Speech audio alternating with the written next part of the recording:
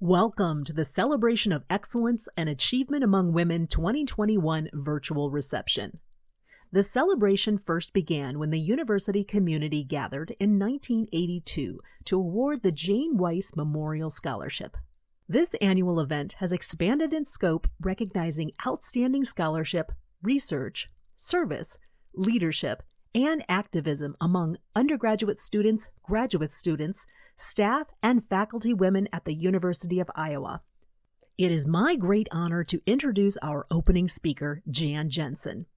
Jan Jensen is in her 21st season with the Iowa women's basketball team and her 18th as associate head coach. A nationally known presence on the recruiting scene, Jensen serves as the recruiting coordinator and also works with the Post players. Jensen is in her 32nd season in women's college basketball, player and coach. We are thrilled to have Jan Jensen open our celebration. I'm Jan Jensen. I'm the Associate Head Coach for the University of Iowa women's basketball team. And I have the honor of joining you today to celebrate some incredible women on our campus. I think we can all agree that celebrating anything in this pandemic year is a highlight. And certainly celebrating the honorees in this unique year is truly special.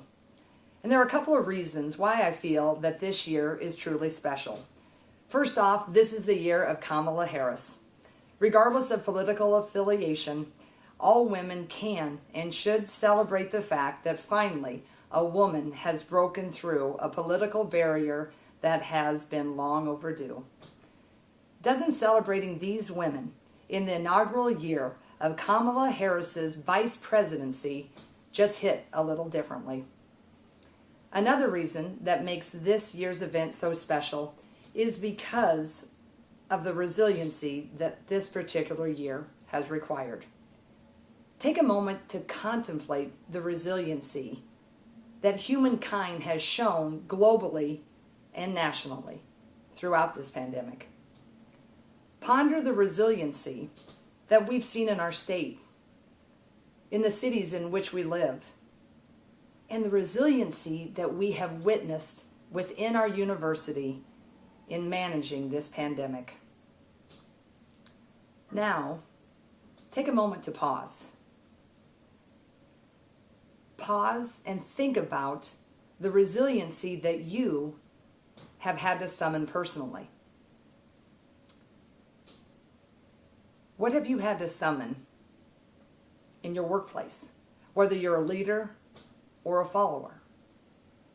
Think about the resiliency that you have had as a spouse, as a mom, as a friend, as a daughter. Resiliency. This year has taken a lot of that. The definition of resiliency: the capacity to recover quickly from difficulties. Toughness. Yes, everyone on the planet has needed to tap into their resiliency. But isn't that one trait that women especially can certainly relate to, regardless if it's a pandemic year or not? How resilient have women needed to be when still, in 2020, when still, women have to pay more for household items such as shampoo, socks, even deodorant? Women continue to make less money for the same job. Women are still underrepresented in government by a long shot, although Kamala and company have had some breakthroughs. Women are still in the minority in the executive suite. Less than 25% board representation. Less than 7% are CEOs. Women entrepreneurs are less funded and have less investors. And women athletes are covered far less frequently and make far less money for comparable sports. Yet on top of all of this, women are still asked to shoulder more of the household burdens. The iconic poster of Rosie the Riveter still illustrates what women do. Despite disparities, women step up to excel and achieve because of their resilience. Now, please note, I realize that many men have always shown great resilience since the beginning of time, And certainly men have showed great resilience in this past year. But the hurdles that men face in needing resiliency are inarguably far fewer than those of women. I mean, come on, we still have to pay more for deodorant because we're not supposed to let anybody see us sweat. But seriously, this past year has definitely needed resilience by all human beings, male and female. The pandemic posed challenges that very few ever thought we would have to face. Resiliency took on a whole new meaning. That is why I would suggest that there should be a slight change made to this year's event. It should be called the 2020 Celebration of Excellence and Achievement and Resilience of Women. In my life, I have studied various leaders who have attained great achievement. The thing that I have learned is that the characteristics that they shared were not as common in how they handled success, but they were always common in how they handled failure. What I believe has always separated those who are elite is how well they problem solve. It is typically through challenges that character is revealed, and it is then that resiliency is utilized to reach the greatest heights. As a coach, I have the awesome opportunity and responsibility to help our young women not only understand what it takes to win, but what to do and how to respond when they do not. If I can teach and model one thing to the young women I coach, boy, I hope it's resiliency. For that is the one thing that gets them to put on their uniform the next morning after a crushing defeat. And when they learn that lesson, it is resiliency that will continue to help them push for the corner office. It'll continue helping them push for equal pay. It will continue to help giving them the confidence to run for offense. And should they lose, run again. Resiliency. All of us on this Zoom can likely think of a time where it has been our resilience that has gotten us up and out of bed on one of the mornings where we didn't think we could. And it is our level of resiliency that is likely linked to how well we personally managed this pandemic and how well we helped our communities of which we live and breathe and move, how we help them handle and manage the pandemic. And resiliency is also likely linked to why the women being honored today have been selected for these prestigious awards. I would like to personally congratulate Dr. Peggy Napoles, Lisa Bluter, Karen Mason, and Lynn Nugent. Congratulations on all that you accomplished. And I thank you for the incredible impact you have had on our university.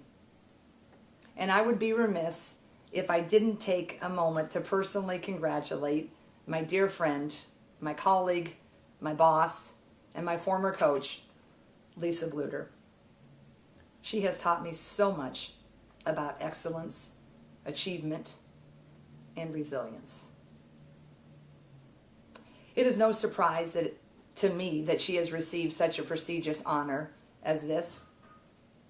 And I can tell you personally that it is so well deserved. I'm blessed to call her my friend, and I'm so proud to be part of the legacy that she has here at the University of Iowa. Congrats again, Lisa. I'm so proud of you and so happy for you. And congrats again to all of the honorees.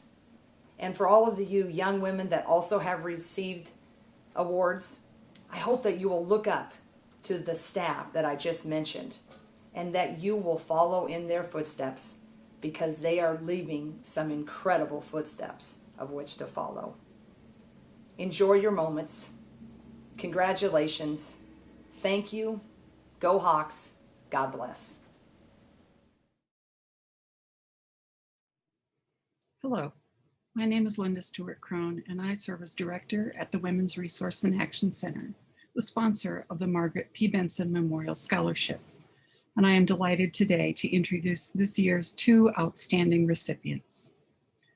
Araya Blakely is a third-year undergraduate student studying social justice in the Department of Gender, Women's, and Sexuality Studies within the College of Liberal Arts and Sciences. A first-generation student, Araya has simultaneously worked 15 to 25 hours per week, pursued her education full-time, and been active in numerous campus organizations and activities, including Walk It Out, the largest multicultural organization on campus, the Black Student Union, and the Iowa EDGE program, to name a few. In her reference letter for the scholarship, a faculty member described Araya as, quote, on fire for justice, especially for Black women, end quote, and as someone who, quote, has a lot to say because she thinks hard, she thinks well, and she's devoted to working out her ideas. The writer summed up the description this way: I know Araya to be a tremendous student.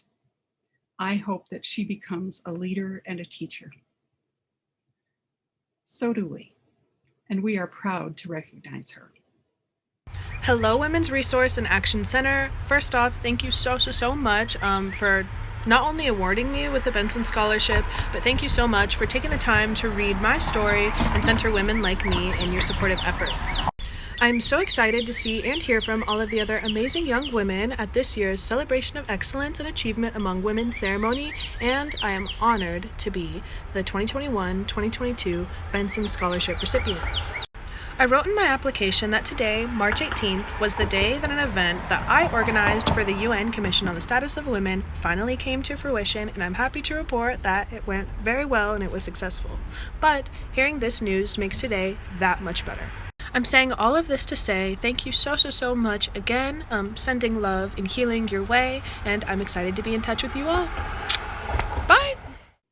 Ayman Hamid is pursuing her PhD in education leadership in the College of Education.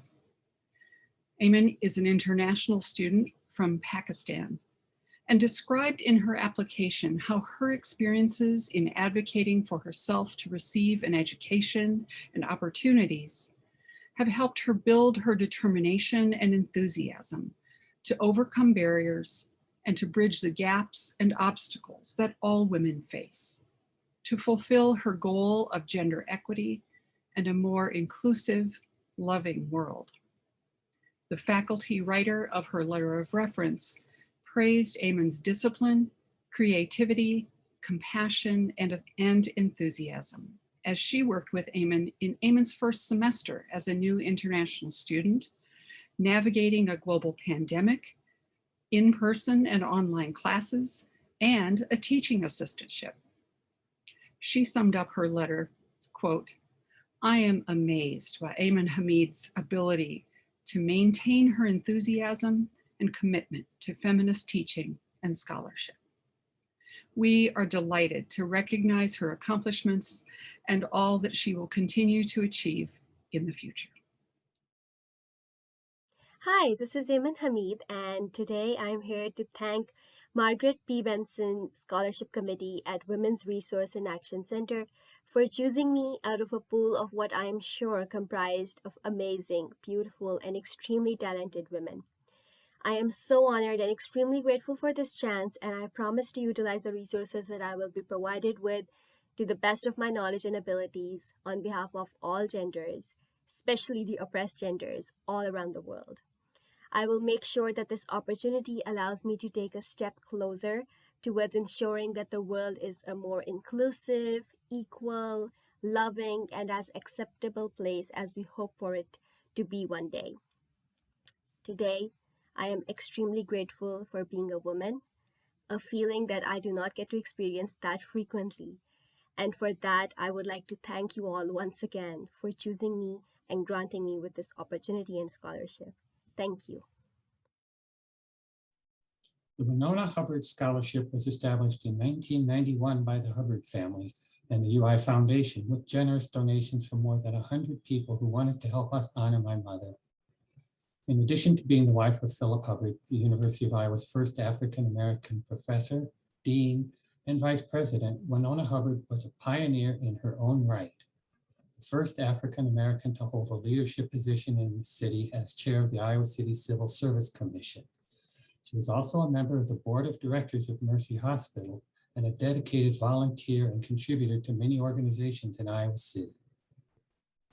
The Winona Hubbard Scholarship recognizes a female African-American undergraduate student for her academic excellence and who also shows strong interest in the welfare of others and promise as a role model for other students.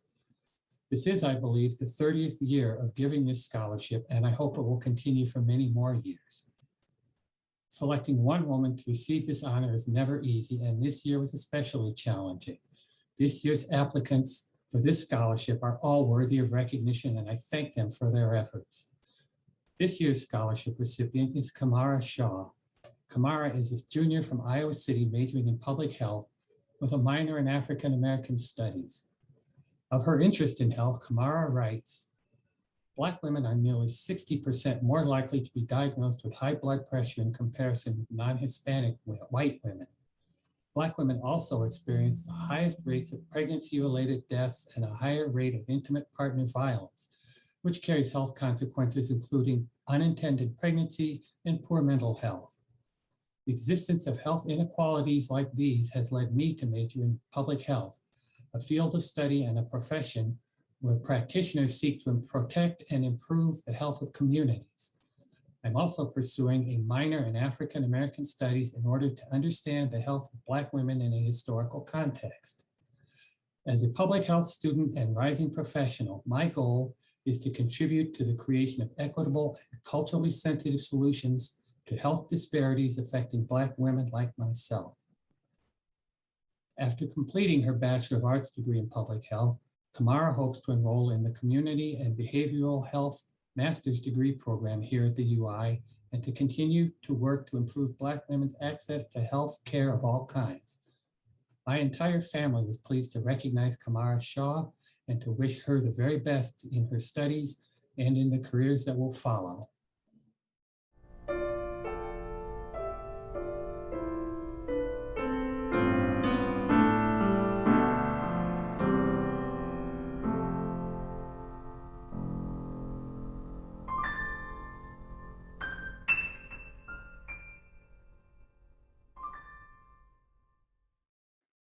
Hello, I'm Teresa Mangum. I'm a professor at the University of Iowa in the Department of Gender, Women's, and Sexuality Studies, and I'm very honored to be naming our award winners for this year. Here is the plan that we'll pursue in this presentation.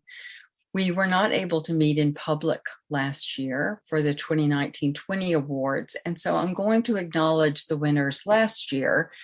We did celebrate them on our department website, and so we'll focus our attention on this year's award winners. Each of those winners from this year has provided a statement and photograph, which I'll share with you as I read the description of the award itself, as we also honor those who so generously give to our students each year. The first award is the Adele Kim Scholarship. Last year, it was received by Nicole Amato, who's a PhD student in teaching and learning, and she's also receiving a GWIS certificate. This year, that prize goes to Jada McDonald, who is an undergraduate student in public health and in social justice. The Adele Kim Scholarship is made possible by a bequest of Adele Kim in honor of her brother, S. Conrad Kim, and her sister-in-law, Hilda Kim. This year, the award goes to an undergraduate student involved in the Gender, Women's, Sexuality Studies Department through coursework or service, and Jada will receive a fellowship of $2,000. And you can see she's very excited about her next phase.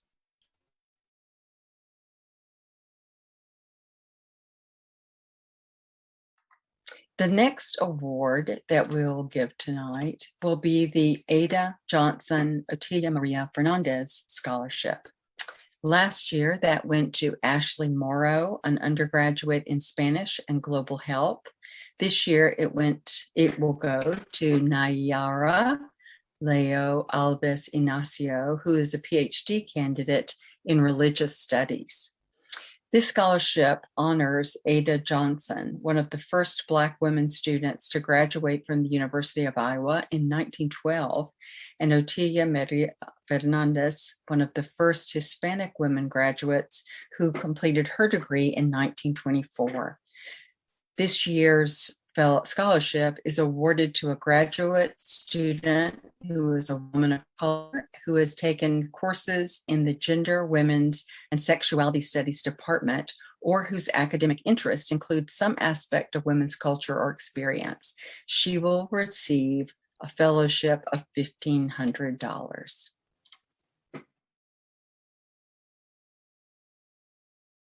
Our next fellowship is the Jane A. Weiss Memorial Dissertation Scholarship. It was not awarded last year. This year, it will go to Michelle Flood, who is a PhD student in Communication Studies, and she's receiving the Gender, Women's, and Sexuality Studies certificate, graduate certificate.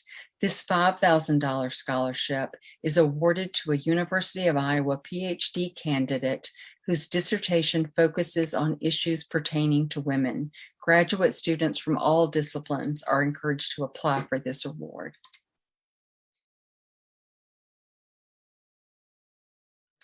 Our next scholarship is one that we are able to award to 2 students each year, thanks to the generosity of this family. Last year, the award went to Ruth Kahase, an undergraduate in social justice and social work, and to Shane Walker, an undergraduate gender, women's, and sexuality studies and human relations major. This year, the award is going to Claire Player, an undergrad in international studies and linguistics, and to Jack Lauer, an undergraduate history and gender, women's, and sexuality studies certificate student. This scholarship is given in honor of Chris Lipke, who was a University of Iowa undergraduate who was only 1 month away from graduating with a minor in women's studies, as the department was then called, when she was in a serious car accident that changed the course of her life.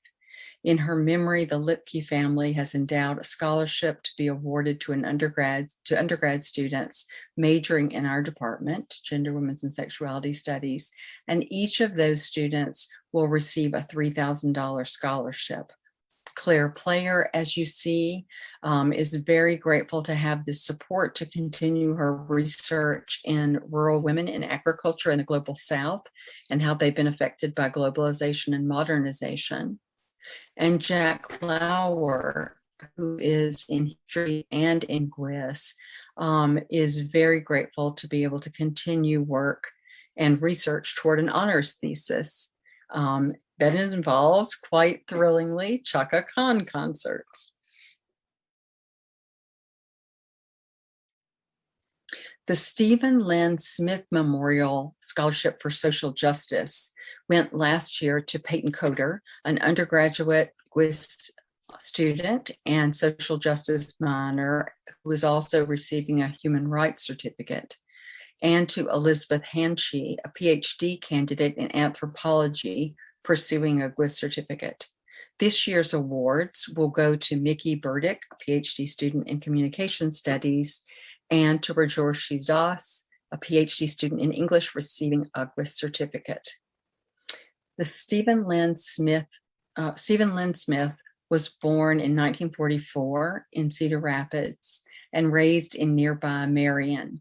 A 1963 graduate of Marion High School, he enrolled in the ROTC program at the State University of Iowa, which was the original name of the university. That summer, majoring in engineering, perhaps influenced by the 1963 March on Washington that August, Stephen embraced the civil rights movement. He soon joined the local chapter of the Student Nonviolent Coordinating Committee, and in 1964 participated in the Freedom Summer, an effort to register African Americans in Mississippi to vote. He was one of over 800 volunteers from across the country. Each year, we're able to give $2,500 fellowships to 2 students who have demonstrated a commitment to the principles of social justice and progress. And this is a scholarship that we can give to either undergraduate or graduate students. And you see our 2 students who received it this year have such exciting programs and possibilities, including Raj Das's work that he describes for you here. That ends our awards for Gender, Women's Sexuality Studies this year. We are so proud of our students. We are so excited that we have the real privilege of working with them every year. And we offer them, on behalf of me and of all my colleagues, the warmest congratulations and best wishes. Thank you. The Jean Y. Jew Women's Rights Award was established in the spring of 1992 to honor Jew and others who demonstrate outstanding effort or achievement in improving the status of women on campus. The award was created by the Council on the Status of Women and co-sponsored by the Women's Resource and Action Center after it was decided that an award honoring women's rights at the University of Iowa was long overdue. Candidates for this award have a strong record of support for women's rights in a broad sense, a commitment to women's rights at the University of Iowa, and one or more of the following related to women's rights: particular contributions to the University of Iowa, long-standing record of leadership, effort, and activism, or accomplishments with national scope or impact. Hi, my name is Paul Soderdahl, and last year it was my pleasure to nominate my colleague Karen Mason for the 2020 Jean Y. Jew Women's Rights Award. Karen was the inaugural curator and director of the University of Iowa Library's Louise Noun, Mary Louise Smith Iowa Women's Archives from its founding in 1992 until Karen's retirement in 2020. Under Karen's leadership, the Iowa Women's Archives has curated more than 1,200 manuscript collections that chronicle the lives of Iowa women, their families, and their communities. The archives makes personal papers, organizational records, oral histories, and other first-person narratives available to the public and preserves them for generations to come. Karen recognized early the importance of collecting contributions and stories of ordinary and extraordinary women from historically marginalized communities, which we see in collections of African American women, Latinas, Jewish women, and many others who collectively form the diverse tapestry that tells the true story of our state.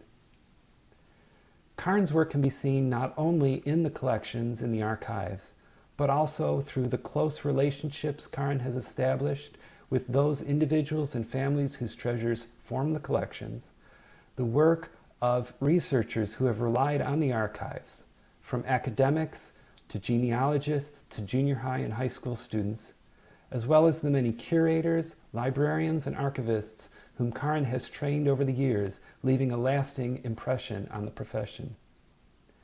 I think you will agree with me that Karen's accomplishments over a period of almost 30 years at Iowa demonstrate the characteristics of the Jean Y. Jew Women's Rights Award: contribution to the university, a long-standing record of leadership, effort, and activism, and accomplishments that demonstrate national impact. And so I invite you to join me in congratulating Karen on this well-deserved achievement. Congratulations, Karen. Good afternoon, everyone. I'm so sorry we're not all together in the IMU, enjoying delicious hors d'oeuvres and good conversation with friends. Since we couldn't meet in person, I thought I would try to reproduce the celebration at home. So I draped a white tablecloth over my dining room table, laid out some cheese and crackers and chocolate truffles, and mingled with my husband. Somehow, it just wasn't the same.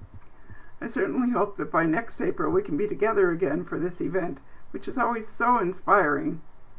It was just over a year ago, in February 2020, that Lori Haig called to tell me I had won the Jean Y. Jew Women's Rights Award. I am deeply honored to receive this award. I had come to know and admire Jean Jew, as well as many of the past recipients of this award, through my work as curator of the Iowa Women's Archives, but I never imagined I would be included among this group of remarkable women. Perhaps it was kismet that I had a meeting with Jean Jew scheduled that very afternoon. I'd like to thank the Council on the Status of Women and the Women's Resource and Action Center for selecting me for this award, and my friend Paul Soderdahl for nominating me, and for being a wonderful colleague in the UI libraries over many years. Congratulations to all of the women receiving awards today. And since I'm sharing this virtual stage with Lisa Bluter and Jan Jensen, I'd like to congratulate the women's basketball team for a terrific year and an exciting postseason. What a bright spot in an otherwise dreary year. I suspect many of you do not know why we have an award named for Jean Jew. It's a story we should all know, and I encourage you to read the article about it on the Council on the Status of Women website. You will be appalled, as I was, by what Jean Jew put up with as a faculty member in the anatomy department beginning in the 1970s. She was subjected to harassment, discrimination, and slander of a blatantly sexual and racist nature. She sued the university in a case that dragged on for a decade. When the judgment finally came down in her favor, the university decided to appeal the decision. At that point, the Jean Jew Justice Committee formed. They distributed a copy of the judge's ruling to every faculty and staff member in the university so that people could see for themselves what Jean Jew had been subjected to. The attention they brought to her case was likely a factor in the university's decision to settle. My own work has been to preserve the history of Iowa women like Jean Jew and the Jean Jew Justice Committee. I'm glad to have played a role in making sure we remember all those Iowa women who have made a difference. As we work to bring about a more equitable and just world, there are roles for each of us to play. May we continue to be inspired by the courage of women like Jean Jew. Thank you. I'm delighted and honored to celebrate Lynn Nugent's recognition of the Jean Y. Jew Women's Rights Award. Thank you to the Council on the Status of Women and the Women's Resource and Action Center for the opportunity to celebrate the achievements of women. 21 years after Jean Jew won her seminal case, women still face hostile work environments and workplace discrimination here at the University of Iowa. And today we celebrate the accomplishments of Lynn Nugent and her capacity at the university over the past 18 years to create a better workplace for all. To me, the Jean Y. Jew Women's Rights Award is the university's most important recognition because it affords the chance to remember the individuals who have paved the way for us and those who are currently advocating for a more equitable work environment. It also affords the opportunity to recognize the incredible skill and work involved in resisting and changing inequitable workplace structures in an effort to improve the culture for other marginalized employees here at Iowa. The endurance, creative thinking, and skill required to overcome workplace discrimination in a hostile work environment is rarely recognized or compensated, and there isn't space to list it on a resume. I first got to know Lynn when I joined the Iowa Review as Deputy Managing Editor in the summer of 2016. One of the first things I noticed about Lynn was her thoughtful and empowering leadership style. At the time, entering a newer workplace, she continually sought my input on projects ranging from design to larger editorial decisions. And over the years, Lynn has been an incredible mentor for me, helping me gain experience and confidence. Lynn has been an outstanding role model for me as I learned to be a leader and mentor to other women. She has shown me that generosity as opposed to competition is extremely important when empowering other women in the workplace. Working so closely with Lynn, I was able to witness firsthand her incredible dedication to the highest standards of editing and publishing ethics. She ardently seeks work by emerging writers and underrepresented voices. She advocates for diversity on the masthead throughout the pages of the journal and among office staff. Her invaluable perspective has been essential to the magazine's success during the cultural changes that have happened since Me Too in 2016. Despite Lynn's track record, her experience as managing editor and now acting editor has similarities to what Jean Jew experienced as an employee here at Iowa. She has faced defamation, retaliation, a hostile work environment, and lack of administrative action. It is important to note that Lynn is a staff member, and many departments still treat staff members as 1950s secretaries, invisible, not to be seen, let alone heard. Working in an environment where you are continuously and systematically deprived of dignity is beyond difficult. Nonetheless, Lynn has continued to work for a more equitable work environment for women. In 2012, Lynn advocated successfully to end the English department's requirement of having the all-female staff members serve as cocktail waitresses at the faculty holiday party. Because of her brave efforts, I entered a less degrading work environment when I joined the Iowa Review 4 years later. Lynn has worked under 3 editors during her time at the Journal, all of whom were white men. While the editors have certainly brought significant contributions, their success would not have been possible without Lynn and the support of the amazing team she leads.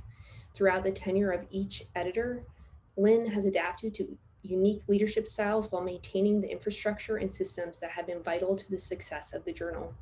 Without her institutional knowledge and exceptional expertise, the Iowa Review simply wouldn't be the publication that it is. Additionally, she has selflessly stepped up to assume the role of editor-in-chief when the duty called, including right now. She has served as the acting editor for the past 1.5 years when the previous editor suddenly resigned. Lynn is an underappreciated, underrecognized asset at the University of Iowa, and her contributions have been vital to the success and growth of the Iowa Review over the past 2 decades and to the enrichment of the writing university as a whole. Additionally, with her track record of advocating for and mentoring women, myself included, and making the university a better place for all, I cannot think of a more deserving person for this prestigious award. Thank you. Thank you so much for this honor. So, my private definition of a mentor is someone who believes in you more than you believe in yourself. I've been lucky to have female mentors who've encouraged me to reach beyond what I thought possible, and I want to take this opportunity to thank them. My mother, Sukta Chung, who modeled female achievement by moving to a new country at age 21 and learning the language well enough to eventually teach calculus in it for many years. My educators throughout high school, college, and graduate school, including Teresa Jorgen, Jan O'Neill, Lauren Berlant, Catherine Peyroux, and Florence Booz, who have been feminists to the core and have made me a proud feminist from the get-go. And last but not least, my current colleagues who nominated me for this award. Though younger than me, they too are mentors, as they set a bar for me to live up to. Thank you, Kate Conlow, Morgan Jones, and Emily Ward for setting that bar high. Thank you to the Council on the Status of Women and the Women's Resource and Action Center for mentoring women by sponsoring this award. And heartfelt thanks to Jean Ju for showing us all the way.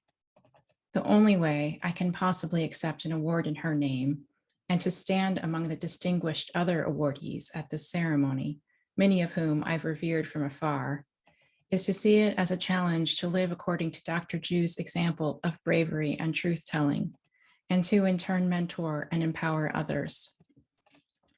Learning of her ordeal and those of countless other women and people of color teaches us that if you've been at the wrong end of an abuse of power, a pattern of events will likely play out. You will not be believed. You will be asked to keep silent. You will be told that something about you made you deserve how you were treated. The narrative will shift to your character rather than what happened. This will only become more entrenched if you speak out, because then you are officially a troublemaker. And larger institutions will seem to accept the now official narrative. However, you might discover the following to happen as well. People you never expected will step forward in support. You'll gain new insights into how power operates. You'll become more comfortable and effective in making trouble, and you'll be more able to step forward in support of others. Narratives and institutions can change, as Jean Ju proved, and as the existence of her award and this very event, the celebration of excellence and achievement among women, proves. The community of mentors is deep and is here for you. I'll stand here and say for them that yes, you can do the hard thing you don't think you have in you. Thank you again. It's a true honor to receive this award. The May Brodbeck Distinguished Achievement Award for Faculty. May Brodbeck served as Vice President for Academic Affairs and Dean of Faculties at the University of Iowa from 1974 to 1981. Brodbeck earned a doctorate in philosophy from Iowa in 1947. She gained an international reputation as a scholar in philosophy, known particularly for her work in the philosophy of science. As Iowa's Vice President for Academic Affairs, Brodbeck provided inspirational and effective leadership in a period of enormous faculty growth. She expanded the program of faculty developmental leaves, placed the Women's Studies program on a firm footing, and in general, improved the place of women in the academic world by example, by encouragement, and by administrative achievement. The May Brodbeck Award honors faculty who have made outstanding contributions to their fields and serve as role models and mentors for girls and women. Hello. It's my pleasure to have nominated Dr. Peg Napoles to be the 2020 recipient of the University of Iowa's May Brodbeck Distinguished Achievement Award for Faculty. As stated in our nomination, Dr. Napoles is the ideal candidate for this award. Dr. Napoles is a highly accomplished neuroscientist and psychiatrist. Her research accomplishments in neuroscience and the neurological basis of behaviors are internationally recognized. Her clinical skills are top-notch, and she goes above and beyond to be a compassionate advocate for her patients. Yet we nominated Dr. Napoles for the May Brodbeck Award because of the mentor she is to all of us who nominated her and to many others. Dr. Napoles has for many years made it a priority to recruit and mentor women scientists.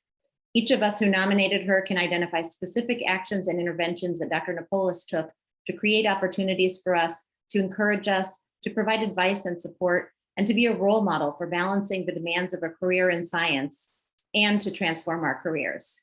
She has improved the workplace environment for women at the University of Iowa and represents the best of what an education and career at the University of Iowa can become. I'm very proud to call her my boss, and I'm thrilled that she is receiving this recognition. I am humbled and honored to be the recipient of the May Brodbeck Distinguished Achievement Award for Faculty. I'm deeply rooted in Iowa and in this institution. I'm a first-generation college graduate, my parents being born and raised in rural Iowa, and I've had all my training here at the University of Iowa: undergraduate, medical school, residency, fellowship, and then a long career as a physician scientist. I've often viewed myself as just a humble rural Iowan, but after being named chair of the Department of Psychiatry in 2018, I've come to appreciate the importance, the power, and the responsibility I have as a woman in this position. I'm the first female chair in the 100-year history of our department, and I'm only one of 3 female chairs out of the 25 departments that make up our Carver College of Medicine. Whether it's supporting women in research careers or in careers as academic clinicians and leaders, I felt a natural ease in doing this. Some of it is because I was lucky enough to have a female mentor in scientist, Dr. Nancy Andreasen. I also found that so many women are poised for achievement, just waiting for what seemed to be the slightest nudge, gentle encouragement. These efforts seem to lead to a grand blossoming of these women, despite how small those efforts were perceived by me. And to the women faculty who wrote the letters of recommendation for this award, please know that those letters are a treasure. They will forever be in my heart and in my thoughts. Given Dr. Brodbeck's impact on women faculty here at the University of Iowa, I'm energized and excited to continue her accomplishments that she made in her own lifetime here. Thank you again so very much. The Susan C. Buckley Distinguished Achievement Award for Staff. Sue Buckley served at the University of Iowa for nearly 40 years, retiring as Vice President for Human Resources in 2015. She contributed to many parts of the university, including the Action Studies program and women's athletics. She was the director of the Women's Resource and Action Center from 1983 to 1989.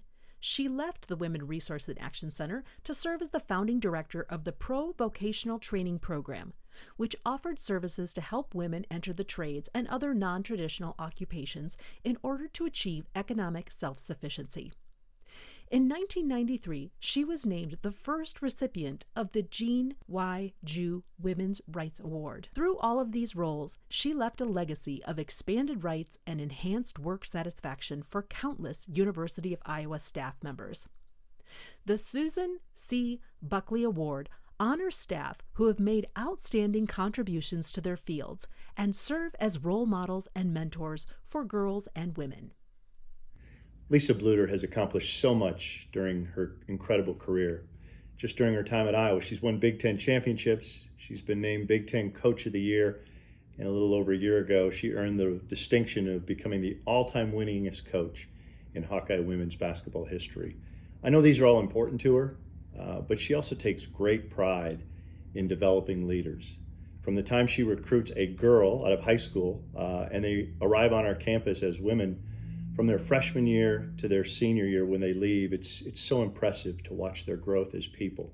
And Coach Bluder has so much to do with that. She's also doing that. She sets a great example for our staff, the other coaches.